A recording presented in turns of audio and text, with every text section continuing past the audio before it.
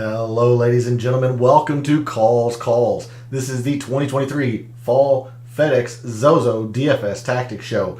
We are a little bit more than 24 hours away from the start of the Zozo Championship, so a little bit different of a schedule. Obviously, with the DFS Tactics Show tonight instead of tomorrow night, as the tournament would have started already by the time the DFS Tactics Show would come on. So here we are. We are here to give you all and everything you need to make the most optimal lineups for the Zozo Championship. Your top plays, the best pivots, your best fades, all of that. We've got the updated forecast for you all, rankings, all of that good stuff. So let's not waste any more time. Let's get into it. All statistics provided tonight and every night are from FantasyNational.com. It is the best tool out there for your money. It's going to make you a much smarter golf gambler and a much better golf DFS player. Go check out FantasyNational.com. You will not regret it.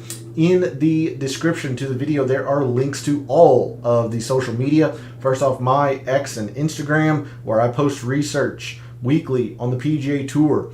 I did so this week around the three prior winners of the Zozo at Accordia Narashino. So if you want to see the weekly research that I do on the PGA Tour, give me a follow at your preferred social media site, X or Instagram. X is also where I post my betting cards weekly on the PGA Tour. That'll be no different. Those will come out tonight, or that will come out tonight for the Zozo. Normally they come out Wednesday after the DFS Tactics Show, but my betting card for the Zozo will be out tonight. So if you want to see that, give me a follow over at X as well. And then lastly, for social media, Gabe's handle is in the description. He writes a very good article called The Fringe.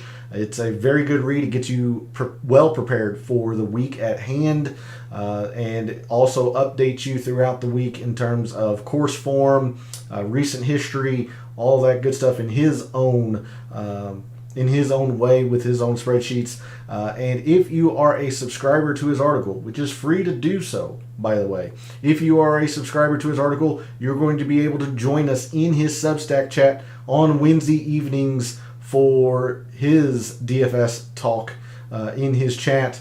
So if you are not a subscriber, I highly suggest you do so. Go show Gabe some support, follow him over on social media and subscribe to that article. Again, it is free to do so. And then lastly, we are live. Chat's open. Want to hear from you all. Who is your winner for the Zozo this week? What Japanese player are you targeting, if any? Who's your top pivots? Who are your top fades? And that reminds me, I did not have the poll question, so let me start typing that up very quickly. Are you using any Japanese tour players this week in your lineups?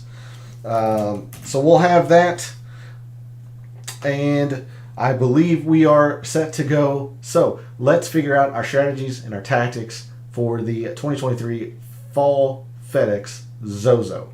And we're going to start, as we always do, normally on Wednesday evening, but for the DFS Tactics Show, with the updated Windfinder forecast. And I will post the poll question. Very, very simple. Are you going to be using any Japanese tour players in your lineups? Simple yes or no.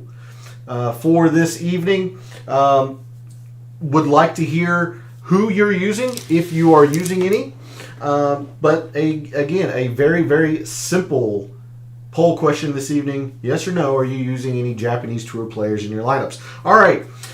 The updated forecast. Not a lot has changed. You see tomorrow, pretty calm. Maybe some gusty winds later in the day. But as we saw last night on the show, Friday looks chaotic. No rain, just huge amounts of wind, 20-mile-an-hour winds in the forecast for tournament play on Friday, gusts up near 40, and it does look like we could see some wind creep into the Saturday morning portion of the round as well, perhaps. we could. And then Sunday looks pretty nice.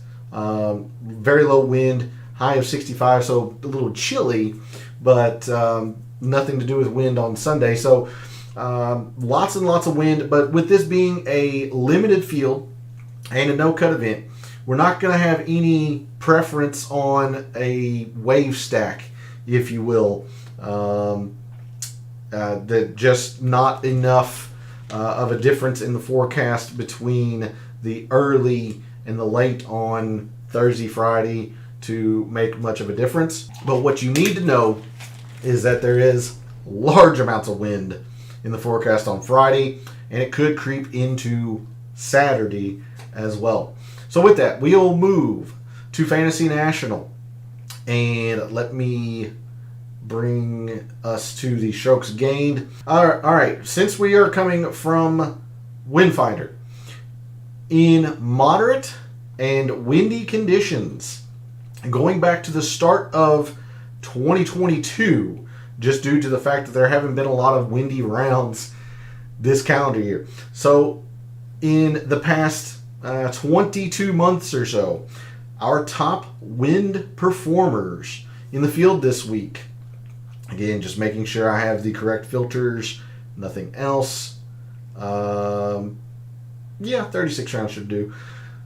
Our top wind performers: Sungjae, Xander, Keegan Bradley, Hideki, Emiliano Grillo, Tom Hoagie, Adam Scott, Alex Noren, Keith Mitchell, and Thomas Detry. There's your top 10 in terms of wind. The other end of the spectrum, players who haven't played well in the wind: Nikolai Højgaard, Takumi Kanaya, Dylan Wu, Vincent Norman, only 4 rounds, but he has not played well in his few rounds in the wind. Robbie Shelton, Garrick Higo, Wordbleo, Sam Stevens, Matt Wallace, and so on. So you can see both ends of the spectrum there, players who have not played well in the wind and players who have played well in the wind. But the one thing we absolutely know about Narashino is it is a short course. No matter if we looked at Fantasy National or we looked at Pro Visualizer, this course is less than 7,200 yards. It's hovering in that 7,100 yard range. So an easily short course. So on short courses this calendar year, our top performers are Xander, Eric Cole, Adam Scott, Sungjae, Ricky Fowler, Hayden Buckley, Emiliano Grillo, Taylor Montgomery, Cam Davis, and Dylan Wu. We're going to save the difficult to par filter for a little while, mainly because a lot of the metrics that I ended up using have the difficult to par filter, which tells you how I think the tournament is going to play this week. But there is some quick overlook or review on some total performance metrics, both in the wind and on short courses. Let's go ahead and move to the mixed condition model that has been made for this week and the Zozo. If you were to recall from last night, there's a lot of room for improvement. Last year's mixed condition model was not stellar in terms of results. So how did we build the mixed condition model for this week? Well, we have strokes gained approach at 15%. So saying, I'm lowering the number of rounds to 24 instead of 36. I've mentioned before, but ball striking statistics off the tee and approach, they stabilize, they normalize much quicker than putting and around the green statistics. So 24 rounds. Just want to see who have been really hot with their irons. I still think strokes gained approach are going to be very, very important.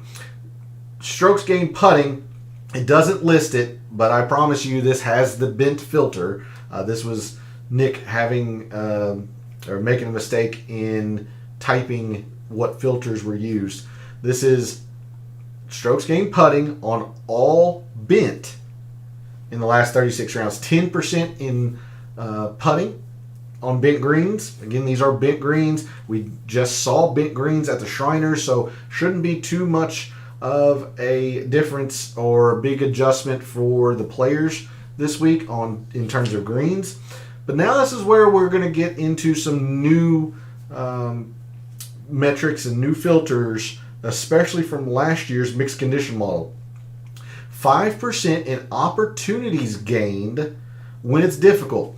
I didn't talk about opportunities much this week, if at all, but the more I thought about it, I mentioned how we were going to use birdies and birdies or better. We're going to use bogey avoidance, but these greens are extremely small. But if you're hitting them, you're going to be giving yourself some opportunities. I want to see who gives themselves the most opportunities, particularly when it's difficult. So there's a decent little combination there that I'm hoping gives me at least better performance from last year and a little bit of an edge this week, in the sense that if I find a good putter on bent that has been giving themselves, more opportunities than not when it's difficult, those are going to be the players that I'm kind of looking towards this week, along with another type of player we'll talk about here in a bit. So 5% in opportunities gained when it's difficult, 5% in birdies or better gained when it's difficult. Again, we saw throughout the week, birdies are a thing here that you can score at Narashino. Your players like Xander and Keegan, the players that have played the best year over year at Narashino tend to be favoring the birdies gained, and you have two very, very scoreable par fives that can yield some eagles, so that's why we have birdies or better gained. But I only left it at 5%. I don't want to put too much emphasis into it because I do think it's going to play difficult with the amount of wind in the forecast, especially on Friday, the remainder of into Saturday. Narashino is just not easy in general. So I do think this is going to be pretty darn difficult this week.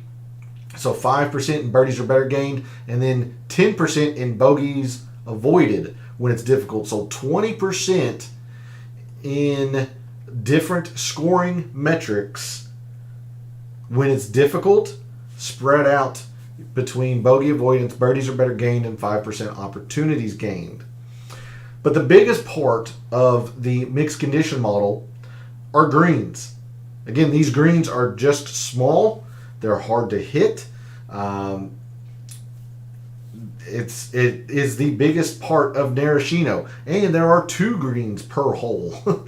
So hitting these greens are going to be paramount. And we saw in last year's leaderboard, not a single player who finished in the top 10 was negative in terms of greens gained.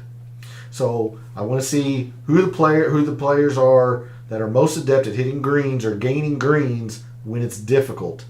So that's at 20%. And you can see all of the metrics that have the difficult to par filter. So that tells you the first area where my mixed condition model could be weak. If the tournament doesn't play difficult, I'm going to be pretty hosed, to be honest. But I do think it's going to play difficult this week. To round out the mixed condition model, 5% in total par 3s, 10% in par 3s 175 to 200. Even though only 2 of the 5 par 3s measure to this length, we saw last night in the comparison course file when we dug into the data of Narashino, almost all of the strokes gained, I believe it was about 80%, 75 to 80% of your strokes gained in par 3s came to this length. So we've got the biggest emphasis on this length of par 3s, 5% on all par 3s. You don't want to ignore the short par 3 that measures sometimes under 150. You don't want to ignore the long par 3 that's, I think, at 208. But mostly it comes in this range. So 10% there. 10% in all par 4s, 5% in the specific range, 450 to 500. Just like the par 3s, there was a clear most important range. It just didn't make up nearly the total for par 4s that this range of par 3s did. This was, I believe, about 40% of the strokes gained total in par 4s. So looking at all par 4s, splitting out the specific length by 5%, and then 5% only in the par 5s, 550 to 600, even though they were the most predictive metric from last year. I'm going on a couple of different assumptions here. One, small sample size, so I don't think the par 5s are going to be all that important. And two, there are 5 par 3s, so it's just mitigating the par 5s even more so. And the scoreable par 5s are in this range. That's why I've split out this range specifically as the 608 par 5 is a true 3-shot par 5, not any eagles on that hole. So that hole comes down to wedges and putting, which I've accounted for here. And so that's why I've only split out that specific range of the par 5s. So there's a look at the mixed condition model for the Zozo. Again, where I'm going to be weak if the tournament doesn't play difficult. You can see all of these metrics are going to be incorrect, considering I used the difficult to par filter. If off the tee ends up mattering, I don't have any off the tee. If distance matters, fairways specifically, which I would have thought fairways did, but as we went through the data this week, it looked like it hasn't in the previous years at Narashino. No around the green. I'm pretty confident the around the green is not going to matter because these greens are small. So even if you are using your around the green game, you're not that far from the hole. You're just chipping for birdie instead of putting. And more than likely, you're going to get par because scrambling is not too difficult around Narashino, or at least has not been historically. So there's a look at the mixed condition model and some areas where I could be weak if the tournament plays different than what I am seeing. So with that, we'll move to Microsoft Excel and the reveal of my rankings for the Zozo this week. My number 1 player in my rankings is Hideki. At number 1, Xander, 2nd. Colin Morikawa, 3rd. Keegan, 4th. And Sahita Gala round out my top 5. Adam Schenk, Ricky Fowler, Nate Lashley, Tom Hoagie, and Austin Eckroat round out my top 10. Now, what you're going to see here is that these players who have had a lot of success at Narashino are rising considerably in my rankings. That was a big facet of my percentage and the weight that I gave it this week. So as a reminder to returning viewers, or for your information as a new viewer, my rankings are based on 3 criteria: the Fantasy National, the FNGC rank, which is a pure analytics numerical ranking based on the metrics and the percentages that we just covered. I give every player a course value based on how well they have played that course in the past 5 years. The lower the number, the better. And of course, we are playing DFS, so we're trying to find our most unique options. So I do factor in percent owned into my rankings as well. So that's how the rankings are generated, different weights into each from week to week. There's a look at my top 10. I'm a little surprised that Hideki is my number 1 player. I thought he would be in my top 5, but to see him number 1, especially since he's not the most projected owned player, or the 2nd or the 3rd even. You've got Xander right now at 26%, Sahita Gala at 21%, and Eric Cole at 22.5%. So Hideki is hovering right at that 4th or 5th in terms of most projected owned. There's no reason to think Hideki won't play well. He won this in 2021, calendar year 2021. 2nd best iron player in this field. Now, yes, the putting looks horrendous. It generally is, but again, he is very familiar with this course, being a Japanese player. He's the number 1 bogey avoider when it's difficult, along with Xander. 4th in par 4s, 2nd at the specific length here at Narashino. He has not been good with the par 5s, especially the scoreable par 5s here. So that could be a little bit of an issue. But I am not too terribly concerned with this putter since he is very familiar, this is, his national course. Hideki generally plays well here, although he didn't last year. But he generally plays well here. I have no reason to believe that Hideki won't play well again this week. Xander, the most projected owned player by a wide margin. Look, he is excellent. Elite at almost everything here. Second, third. First, eighth, second, first. Now, again, just like Hideki, the par 5s have been sketchy, especially at the length. But Xander has never finished outside the top 20. Here at Narashino, I don't expect that to happen again. Just understand, if you're going to use Xander, you are setting yourself up for a 5v5. I fully expect Xander to be in the 30 to 35% range, especially in a small, limited field. Colin Morikawa, with all the difficult to par filters and the emphasis on greens, makes a lot of sense why he rose. Keegan, with a lot of emphasis in course value, him being the defending champion, makes a lot of sense. He's also the number 1 putter on bent this calendar year. So don't ignore Keegan in that regard either. Down here towards the bottom half of the top 10, a little surprising, especially since these players haven't played Narashino, but they're getting helped by the fact that they are so unbelievably unique. And Tom Hoge actually has some pretty solid success here at Narashino. Solid in terms of greens. It's the putter, just like Hideki. It's the putter that generally holds him back. And with no off-the-tee metrics, Hoagie's going to rise a little bit. Austin Eckroat, Nate Lashley at 4%. And the metrics love him. He doesn't have a bad statistic across here. Top 10 in greens when it's difficult. 5th at the length of par 3s. He's actually top 15 in bogey avoidance when it's difficult. So take a long look at Nate Lashley at 7,000. But anyway, there's a look at my rankings. Enough babbling about that. Let's sort on this price board and figure out where our top pivots, our best fades, are in the price board. So we'll sort on the salary. In the 10Ks, or the 5 digits, we have 4 players. Xander at 11.1, Colin Morikawa at 10.8, Sungjae at 10.2, Ricky Fowler at 10,000 even. You see all 4 of these players rated very high in my rankings. They're all getting a lot of play, or at least in terms of the members at Fantasy National.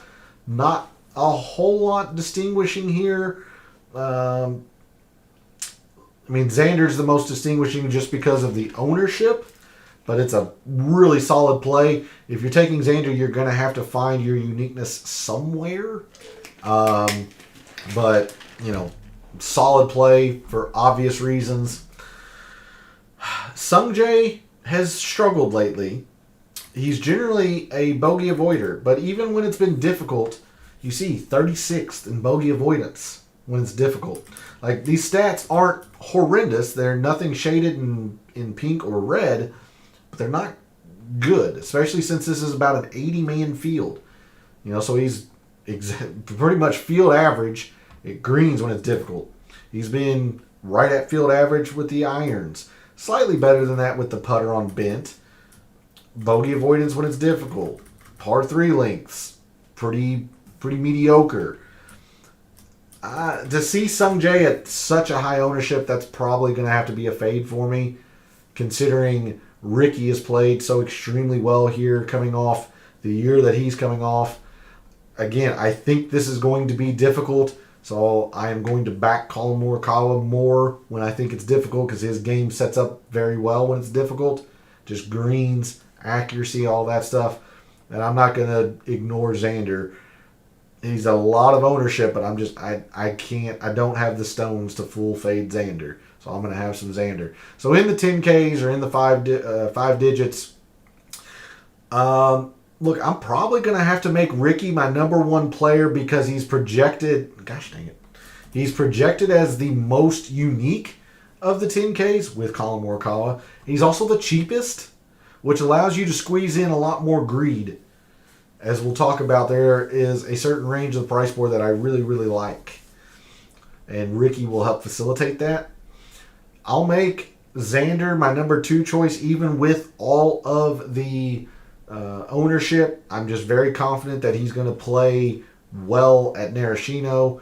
I'll make Morikawa 3rd and Sungjae 4th in the 5 digits.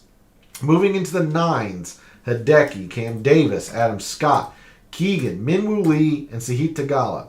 I actually really like this range, and I'm a little bit higher on Cam Davis than even what the ranking is showing at 38th.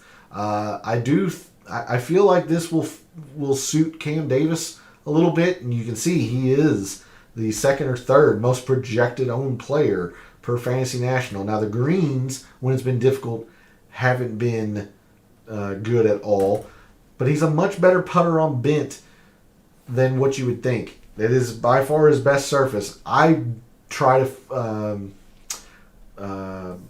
focus on bent and Poa annua for him, or target him on bent and Poa annua, but bent is by far his best surface.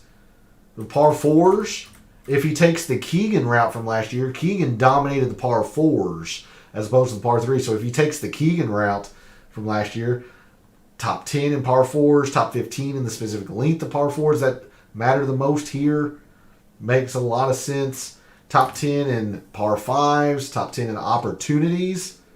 So if the putter can get at least field average with the amount of opportunities he gives himself generally, I like Cam Davis quite a bit, but it's a lot of ownership. I didn't realize it was that high.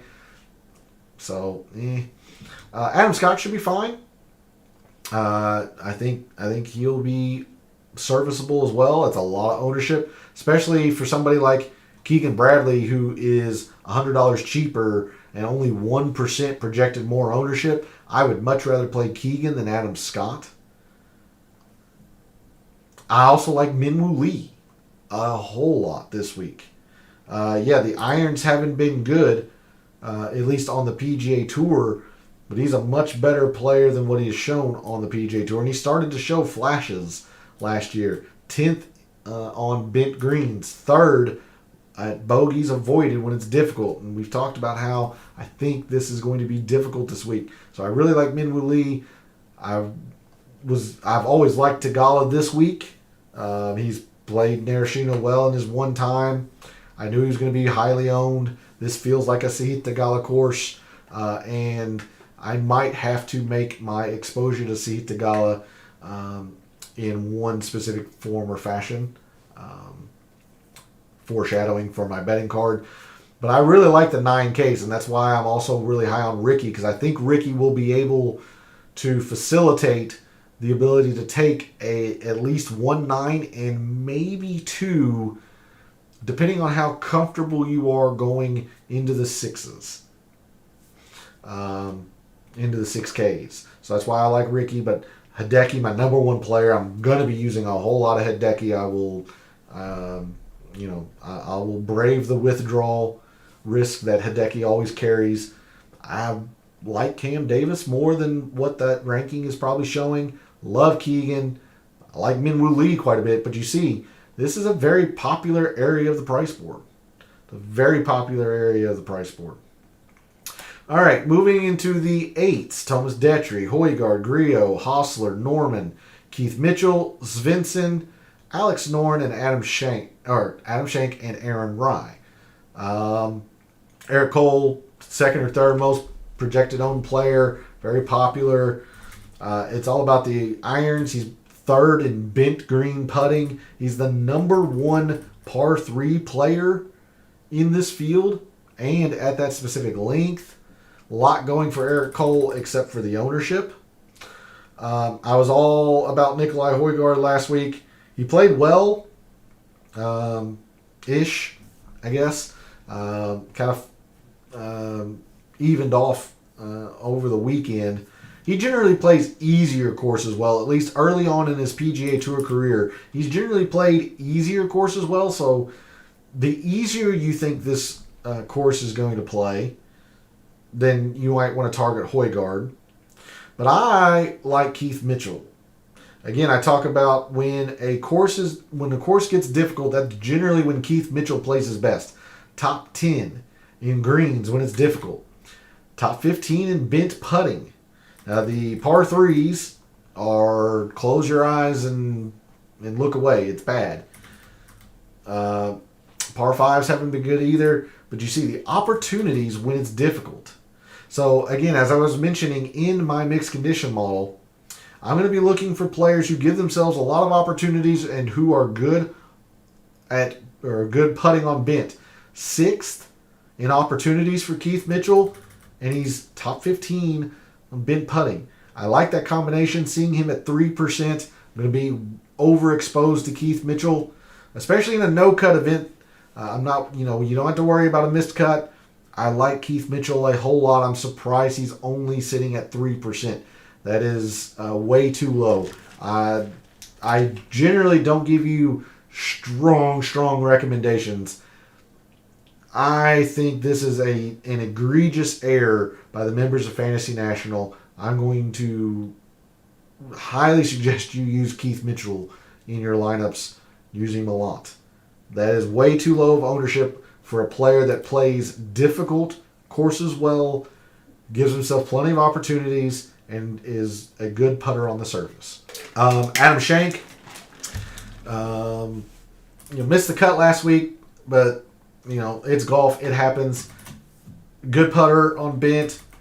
Top 10 in irons in this field. Top 15 in greens when it's difficult. He's not going to be the most unique, but he is a little bit of a pivot off, say, Svensson. Perhaps a pivot off of Bo Hostler. And he's definitely a pivot off of Eric Cole. So I don't hate it. I don't love his form coming off the miscut, though. Aaron Rye, okay. It's just fine. But in the 8Ks, I'm really looking at Keith Mitchell a lot. I feel like I need to use Nikolai Højgaard. Probably shouldn't, though, since he generally plays easier courses well. But I'm sure I'll have him a time or two.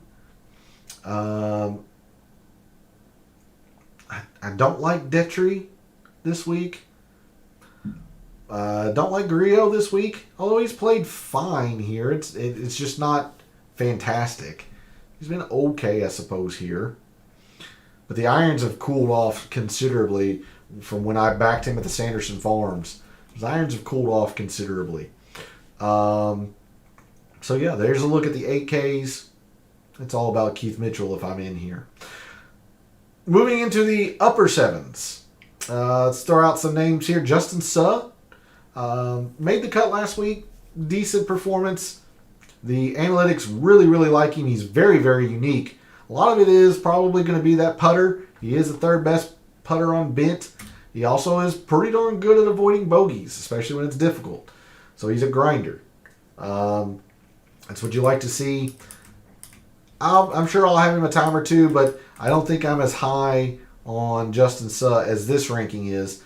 Kind of like the inverse of Cam Davis, where I'm a lot higher on Cam Davis than 38th. Not as high on Justin Suh at 11th, but I'm sure I'll use him around the bogey avoidance and all that. Tom Hoge, okay. The putter does scare me because I know for a fact he is just bad on bent. But the more this revolves around hitting greens, it's more about Tom Hoge. He's had good success here. I don't know. Tom Hoge just doesn't elicit a lot of excitement for me. But the analytics say he should be really good, and the prior course history says he should be good. So that's technically a very good value at 9 or 8.5%. It's just I don't know. I just can't get excited about using Tom Hoge. Not really anywhere else into the upper sevens, to be honest with you. I know Callum Tarrant played extremely well last week. He's getting a lot of attention. He generally plays better when it's difficult. His irons have been pretty good. But he doesn't avoid bogeys when it's difficult as much as you would think, even though he does play more difficult courses well. Now, what Callum Tarrant is really excelling is in the par 4s. So if he takes the Keegan Bradley route of last year and plays the par fours better than the par threes, you can see that working for him. But yeah, no one else really in the upper sevens that I'm much on. Hubbard's just not been good at this place. Taylor Moore, it was only one time. It was last year. He finished 12th. But he's got a lot of red statistics. So, moving into the low sevens, mid and low sevens. Austin Eckroat rated out 10th. Yeah, okay, I guess. Greens. Bogey avoider when it's difficult. Sure. I'm not in love with it. Kind of like Justin Suh. I'm not in love with it, but I'm sure I'll have him a little bit since he did come up to 10th. Nick Taylor did perform well last week. He was somebody I was very, very high on. Has not played at Narashino. This does feel like a Nick Taylor kind of course. So I would not ignore Nick Taylor, especially if he's only at 4%. That seems a little bit too low on Nick Taylor. So I think I'm going to be backing Nick Taylor a little bit again this week. Takumi Kanaya rated extremely well. He doesn't have all the statistics that the other players have since he is very rarely on the PGA Tour. But what he did have, they rated out pretty darn well. So he's one of these Japanese Tour players. He has come over and played some stateside. He's been okay. Same for Ryo Hitsatsune, a recent winner. Ryo Hitsatsune. So, he's in very good form from the Japanese Tour. But everybody in the low sevens is gravitating towards Cameron Champ and Sam Ryder, but mostly Cameron Champ, 18%, which makes a lot of sense. But that has to be a fade for me in DFS. 18%, it's just too much. Even though he's played this event so extremely well, there's just too much that can go wrong for him. Evening, Pete. Thanks for jumping in chat. Much appreciated. Glad to see that you were able to set your reminder for the off schedule since the Zozo will be starting by this time tomorrow night. Hopefully you have been doing well and you are ready for the Zozo. Good to see you. Nate Lashley, he'd be okay. Instead of players like Justin Suh and Austin Eckroat, I do like Nate Lashley. I am going to be agreeing more so with his ranking than the other two. Still not as high as saying Nate Lashley is my 8th player in my mind, but he's much closer to his ranking than the others are that I mentioned. Again, top 10 in greens, good putter on the surface, almost top 10 in bogey avoidance when it's difficult. So a lot to like here with Nate Lashley. I'll be using some Nate Lashley as well. And then when we go into the 6Ks, you got a couple players here that are gaining some momentum. KH Lee coming off a very good Shriners. Kaita Nakajima, the standout amateur, now full-on professional on the Japanese Tour. He's come over stateside and performed well in a couple of tournaments. He's garnering some attention. Matthew Neesmith also garnering some attention. To be honest with you, there's not a lot I like in the 6Ks. Kaita Nakajima would have been one, but he's one of the more popular 6Ks, so there's not a lot here that I am excited about. If you are going to try and get extremely greedy in your lineups, I always talk about Kevin Yu, but he has backfired so many times recently for me, P, that until he actually puts a performance together, I don't know if I can trust it. Now, having said that, this is a no-cut event, so you do have that going for you, or he has that going for him. Very bad. His form is extremely awful. I've backed him quite a bit at the Sanderson Farms. And then I backed off of that a little bit last week for the Shriners. I still think Kevin Yu is a sleeper for 2024, but he has not been playing well lately. He's not been playing well lately. So, I don't know. You are getting 4 guaranteed rounds out of him. But he's also dropping in my rankings because he does. I don't have any off the tee in here. And that is his game, is off the tee. I don't know how much that's going to factor here at Narashino. So, in these 6Ks, the one name I'll give you, and I'm not in love with it, but if you are going to be extremely top-heavy, you need to dumpster dive, to use your phrase, P, take a look at Satoshi Kodaira. I don't hate it. Top 10 in greens. Now, the irons haven't been good, but putting, sure. Top 10 in greens. He's also top 10 in opportunities when it's difficult. So, yes, you're depending on a putter that's generally not very good on bent. But the fact that he actually gives himself opportunities, it's something. You're grasping at some straws here, but, I mean, it is 6,200 for a player that has played okay here at Narashino. He's also 13th, and birdies are better gained when it's difficult. So, you've got a little bit of course history. You've got a couple of statistics here that signify that he could be, worth a shot or two in a couple of your lineups. I wouldn't say to, go overboard with it, but I don't hate Satoshi Kodaira if you're able to squeeze in a whole lot of greed at the top. Brandon Wu, it's a decent name. He did not rate out all that well for me. The irons have been good. He's very, very good at the specific length of par 3s. But that's where I have my issue with Brandon Wu. I think this is going to be pretty difficult this week. If it's not, then I'm going to be, pretty wrong. But I'd see this being difficult, and he has not played difficult rounds well in his short time on the PGA Tour. You think about his successes. Vedanta, very, very easy. In fact, let's just go to his page very, very quickly, because he has generally played easy well, not difficult. So let me redo this. See the average strokes gained by difficulty. Easy, average. Difficulty's been essentially field average. It's not good.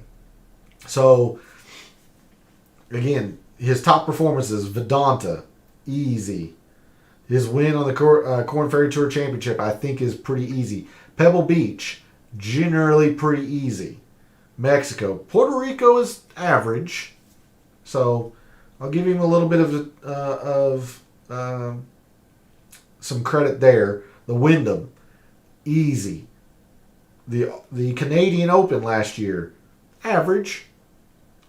So, I don't hate it, but I see this playing difficult this week, and that's why I'm not on Brandon Wu.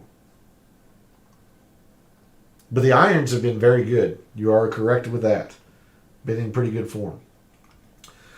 All right, so there's a look at the price board. Let's move on over to tiers, and then we'll start making some lineups and figure out how we want to maneuver around this chalk. So for those who play tiers contests, Tier 1, you have Xander, Colin Morikawa, and Sungjae. I imagine Xander's probably going to be the most chalky play in Tier 1. I think it's the best play in Tier 1. Give me Xander. Not particularly all that close in Tier 1. Tier 2, Ricky, Hideki, Cam Davis, Adam Scott, and Minwoo Lee. Tier 2, I really like a lot. I love Tier 2. I think Ricky is a very good play. Hideki is my number 1 player. I talked about how much I'm much higher on Cam Davis than this 38th. And I'm very high on Minwoo Lee as well. So I think Adam Scott is a pretty clear 5th in this tier, and I'm probably going to use him a little bit in Classic. So I love Tier 2. For me, in Tier 2, can you stomach the risk of Hideki and a withdrawal? In a Classic contest, I think you can. Tiers is a little bit different.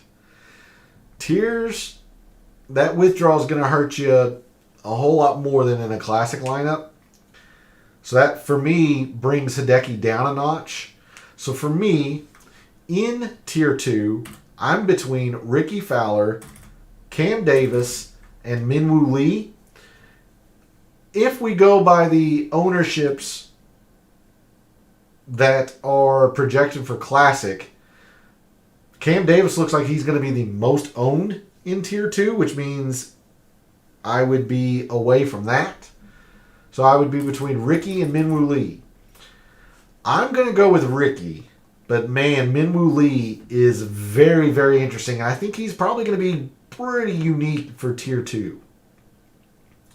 Maybe Adam Scott's more unique than him, but I think Minwoo Lee is going to be pretty unique considering you have the heavy hitters of Ricky, Hideki, and Cam Davis in that tier. I'll take Ricky, but it's really close between Ricky and Minwoo Lee. Tier 3, Keegan, Sahith Theegala, Eric Cole, Thomas Detry, and Emiliano Grillo. To me, this is a 2-person tier. Eric Cole is fine. I just expect him to be very, very widely owned, especially in tiers. So for me, it's between Keegan and Sahith Theegala. You see where they are in my rankings, 4th and 5th, back-to-back. Do you think Keegan repeats? Or, top 5s? Theegala's more the home run play. Because he has a much lower floor than Keegan, I think. But I think Sahith Theegala's chances of winning this are a little bit higher than Keegan's. If you're asking my opinion. So, going Xander, safe. Relative safe, I would say. Ricky, I'm going to take Sahith Theegala, do more of a little bit of a home run play in Tier 3. But for me, it's a 1A and a 1B, and everybody else in Tier 3. So give me Sahith Theegala, Tier 3. Tier 4, Højgaard, Bo Hostler, Vincent Norman, Keith Mitchell, Adams Vincent, Alex Noren, Aaron Rai. Don't matter. Don't care. Give me Keith Mitchell. I think this is going to be difficult. He plays difficult courses well, and it looks like he's going to be the most unique by a wide margin. Give me Keith Mitchell in Tier 4. Tier 5, Adam Schenk, Justin Suh, J.J. Spawn, Tom Hoagie, Garrett Higo, Matt Wallace, and Ben Griffin. Tom Hoagie has the prior course form. So if you're a big believer in that, you probably want to go with Tom Hoagie. That putter scares me a lot. But there's not a lot I like in here. So I'd probably take Justin Suh in Tier 5. I'm not in love with it. I don't mind Hoagie. No thanks on Wallace or Griffin. No thanks on Higo. He's way too wayward for this place, I think. So yeah, it's kind of between Suh and Hoagie. I'll take Justin Suh. Not in love with it. And then finally, Tier 6. Move over. Takumi Kanaya, Joel Damon, Sam Stevens, Cameron Champ, Nate Lashley, Dylan Wu, and KH Lee. Everybody and their brother seemingly going to be using Cam Champ. Good reason. I would have used him as well, but seeing how popular he is, I have to stay away. Joel Damon's in some great form, so that's something else to think about. He's in fantastic form. But give me Nate Lashley. I think he'll be okay this week. So this tier's construction goes Xander, Ricky, Sahith Theegala, Keith Mitchell,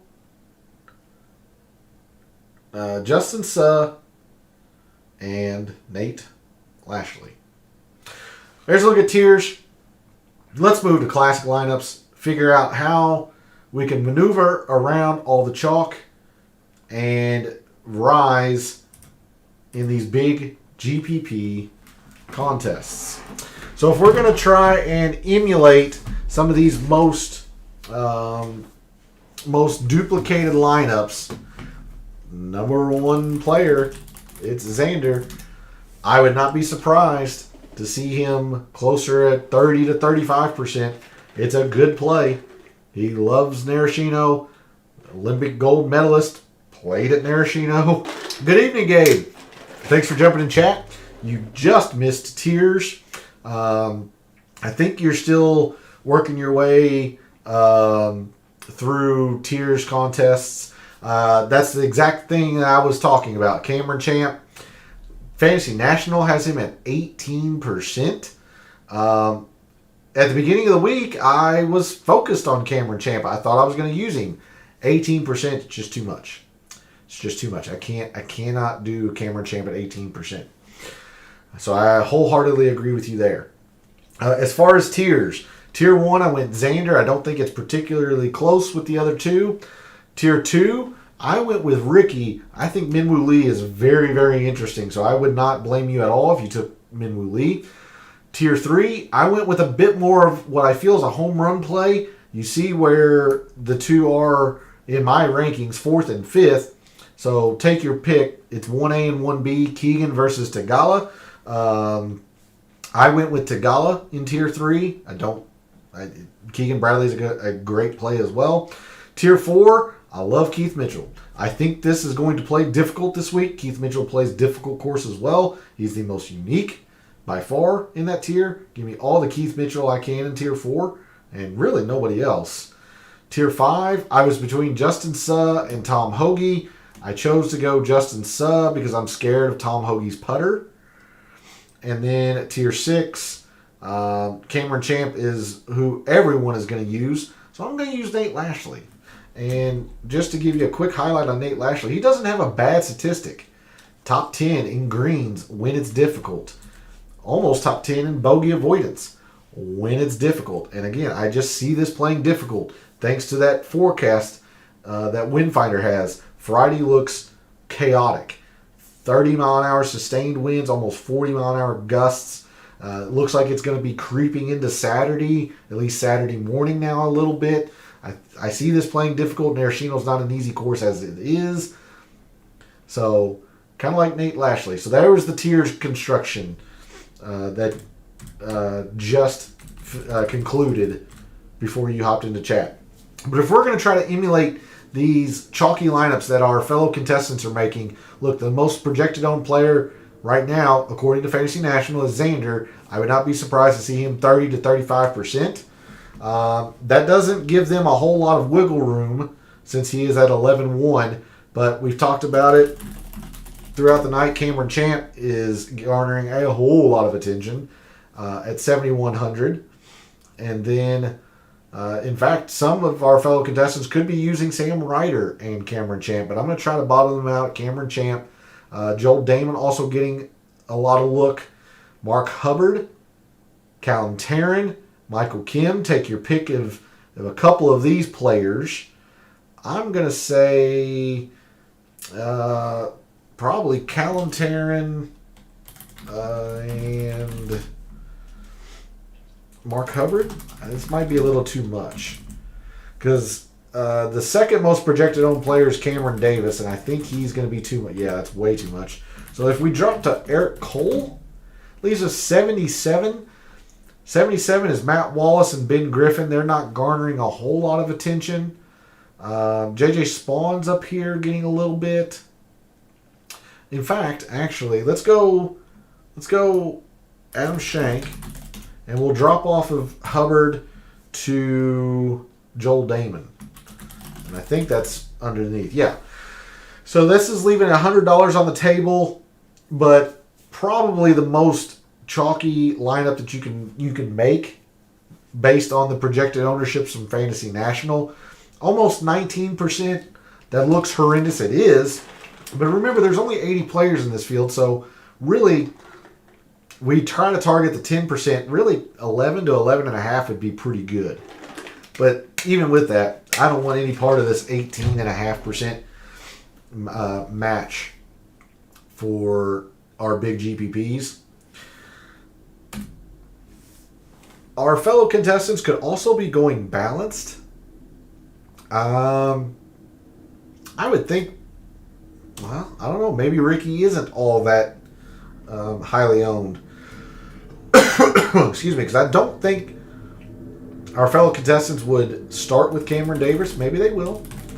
So Cam Davis, Sahith Theegala, Eric Cole, Adam Svensson getting a whole lot of attention at 8,200. This is 7,200, so this is Joel Damon and Cameron Champ again. If we come off of, well, I don't know, all of those players are pretty darn popular. Yeah, it just might be Joel Damon and Cameron Champ. So there's a different look at the top end of what looks to be a chalky lineup. Maybe going with a bigger 4 to combine with Joel Damon and Cameron Champ. If our fellow contestants are going true stars and scrubs, of course, Gabe, you can speak to this and what you're seeing as far as ownerships. The highest that I see, at least in the 6Ks, per Fantasy National, KH Lee, kind of close to 10%. Neesmith, 9.5%. I don't see anybody really rising in terms of ownership in the 6Ks. It looks like most of our fellow contestants are bottoming out at Sam Ryder. But if they are dropping into the 6Ks, I'll use the most projected owned player in there, KH Lee. This will be Xander. Cameron Davis would be in here. I imagine Sungjae would probably be fairly popular as well. Going to be too expensive. See, there's the issue you're running in with Xander. He's just pretty darn expensive. And there's not a lot of like in the 6Ks. So Xander down to maybe Keegan.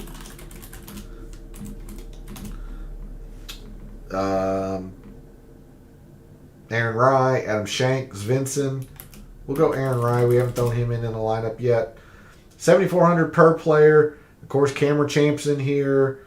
Maybe Joel Damon. We'll say Sam Ryder this time, just because we've overused Cameron Champ.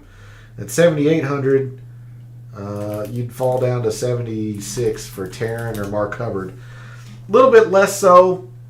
Not the 18% we were seeing, only because we are, coming down into the most popular 6K play, but still at 16.5%. Not what you were looking for. Unfortunately, nobody else has put out projections at. Okay. Well, there you go. Fair enough. So you get the earliest of early looks here at Cole's Calls. All right. So if we're going to maneuver around that chalk, how are we going to do so? It depends. First off, you got to decide. Are you going to use Xander or are you going to try to beat him? I'll make one lineup with him and I'll make one without him.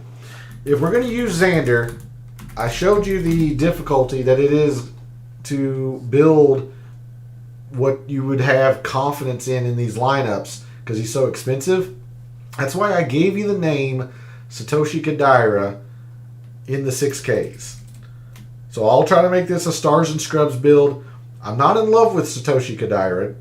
Don't go out and think that I'm advocating using Satoshi Kodaira and saying he's going to top 10 or anything. But in these DFS lineups in a no-cut event, everybody preoccupied with football, yeah, it's just the time of year, and that's why I spend all of my time with golf trying to really gain a leg up. But with Kodaira, top 10 in greens when it's difficult. He's also top 10 in opportunities. You're hoping that the putter warms up a little bit, sure, but he had a decent amount of form here at Narashino. Not great, but a decent amount of form. So I don't hate Kodaira in a stars and scrubs lineup as a singleton. And that gives you a lot more freedom up in here. You're trying to get greedy. I'll use Ricky. Probably not going to be able to succeed with that. You're probably more so looking at a double 9 if you're using Xander. But I'll try Ricky. I'm going to save Keith Mitchell for the balanced lineup because we're looking at 7,500 here. In the upper sevens, Justin Suh, Tom Hoagie could be interesting. I'll go with Justin Suh. And then, here in the bottom, Nate Lashley, I was very, very high on. If you are a believer in the Japanese tour, if you're going to use any of those players, Takumi Kanaya looks pretty solid. Ryo Hitsatsune is a recent winner on the DP World Tour, so he has very good form, at least. So you can maybe throw in a Takumi Kanaya in this.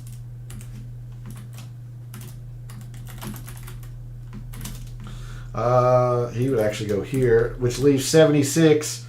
You've been unique enough with Kadira and Kanaya, Justin Suh. You could probably take a Callum Tarrant.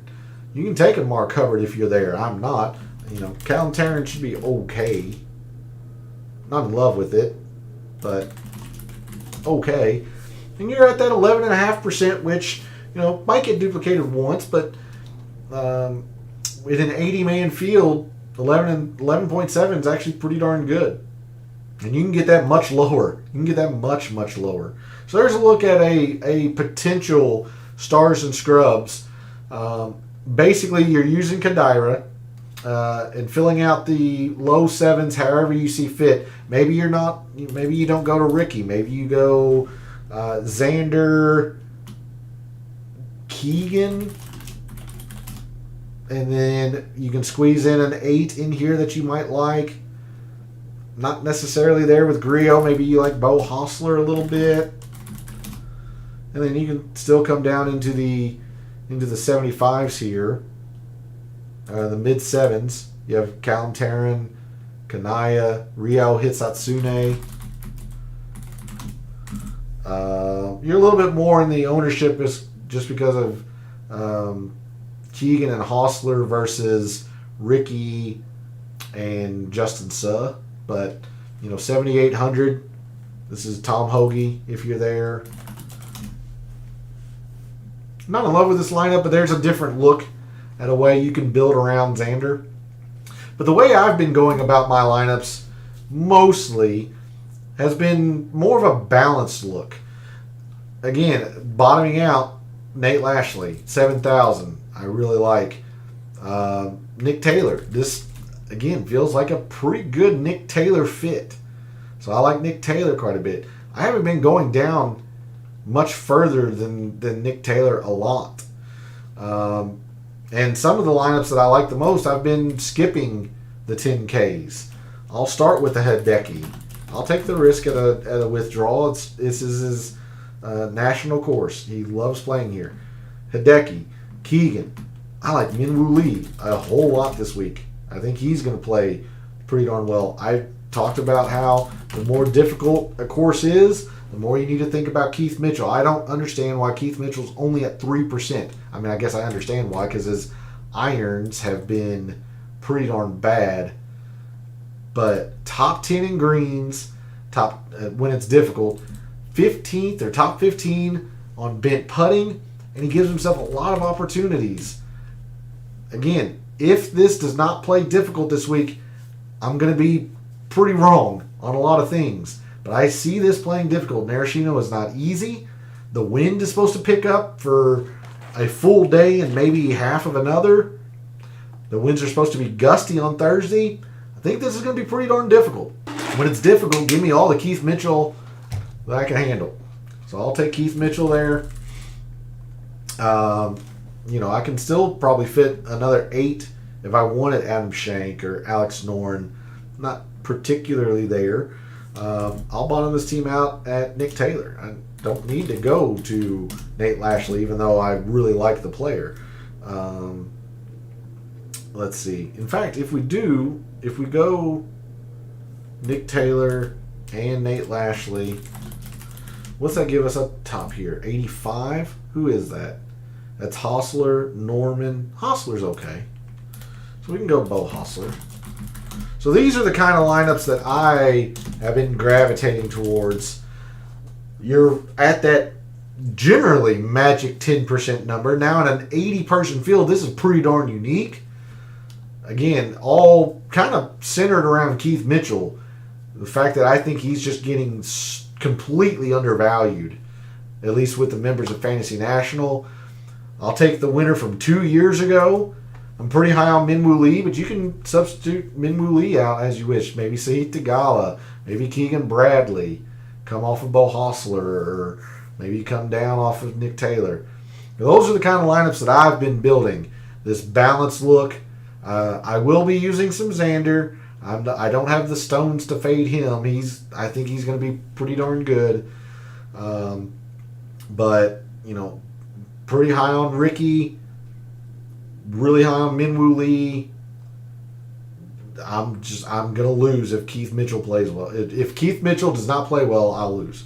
I'm going to be extremely overweight on Keith Mitchell behind the difficult course, or the course playing difficult, and believing what I see here at Fantasy National, at least on a Tuesday evening, a little bit less than 24 hours away from the tournament now, and seeing him at 3%. So that's what I have for you in terms of a show for the DFS and the Zozo this week. The weather is turning chilly. I'll let you know if I see a different number on Mitchell. Okay, I appreciate that. I'm sure we'll talk between now and lineup lock tomorrow. I think, was it 6 or 7 p.m. Eastern time? I think lineups lock. Double check me on that. For everyone out there, all the viewers, double check me on that. Not tonight on the chat. Okay. So I believe lineup lock is about 6 or 7 Eastern tomorrow for the Zozo. So make sure you have all your lineups set before then. And if you are a subscriber to Gabe's article, I'll be available in his chat. I'm sure Gabe will be available. And you can always reach out to me on social media or in the comments of this show. Be more than happy to answer any of your questions leading up to lineup lock tomorrow for the Zozo. But P and Gabe, thanks for jumping in chat. Much appreciated, especially on a off-scheduled night. Considering he might have talked me into Kanaya. With Kanaya, I mean, it's limited set of data. It is. It's a limited set of data, but the time that he's played over here stateside, it's been pretty good. You have to understand. I'm high in the difficult.